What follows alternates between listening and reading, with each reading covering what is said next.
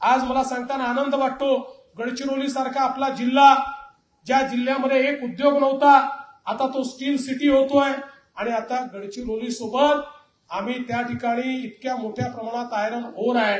आम्ही त्या ठिकाणी सांगितलं की गडचिरोलीचा उपयोग वसाहतीसारखा करू नका, केवळ इथनं ओर कुठेतरी घेऊन जायचं असं करता कामा नये. आणि म्हणून आम्ही त्या ठिकाणी अट टाकली की जे काही उद्योग आहेत, विशेषतः लोह खनिजावर आधारित या उद्योगांकरता गडचिरोली, चंद्रपूर, वर्धा आणि नागपूर या 4 ठिकाणी आम्ही विशेष सवलती दिलेल्या आहेत की जो या ठिकाणी याच्यावर आधारित उद्योग लावेल त्याला आम्ही विशेष सवलत देणार आहोत. आणि मला सांगताना आनंद वाटतोय की मोठ्या प्रमाणात आता आपल्याकडे गुंतवणुकीचे प्रस्ताव आलेले आहेत आणि त्या प्रस्तावांना अंतिम मान्यता आपण देतो आहोत.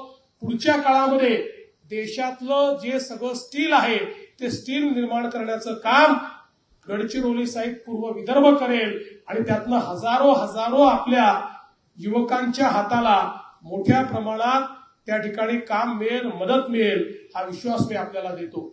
एक अजून महत्वाची गोष्ट पालकमंत्री महोदयांनी या ठिकाणी मांडली की बोर सारखा प्रकल्प आपल्याकडे आहे आणि त्याचं डेव्हलपमेंट झालं पाहिजे. आमच्या खासदार साहेबांनी देखील सांगितलं की वाघांचे हल्ले खूप मोठ्या प्रमाणात होत आहेत. खरं म्हणजे याकरताच आपण फॉरेस्ट कन्झर्वन्सी नावाची एक संकल्पना सुरू केली आणि 2017-18ला आपण ती संकल्पना सुरू केली आणि त्या कन्झर्वन्सीतलं पहिलं फॉरेस्ट कन्झर्वन्सी गोठणगावला आपण तयार केली आहे आणि ती अतिशय यशस्वी झाली आहे की ज्याच्यामध्ये शेतकऱ्यांना अशा प्रकारच्या हे जे काही वाघाच्या जाळ्यात शेती करावी लागते त्यातनं त्यांची सुटका देखील आहे आणि त्यातनं मोठ्या प्रमाणात रोजगाराची निर्मिती देखील आहे. आता इतक्या मोठ्या प्रमाणात परदेशी पर्यटक देखील त्या ठिकाणी यायला लागलेले आहेत.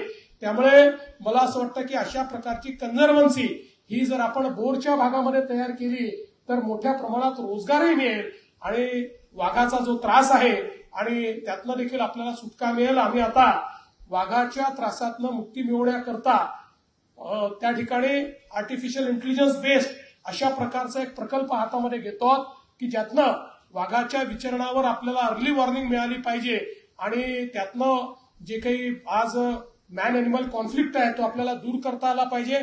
पण त्यासोबत हेही खरं आहे की गवेरेडे असतील किंवा आपले वेगवेगळ्या प्रकारचे प्राणी असतील यांच्या माध्यमातून शेतीचं मोठ्या प्रमाणात नुकसान होत आहे.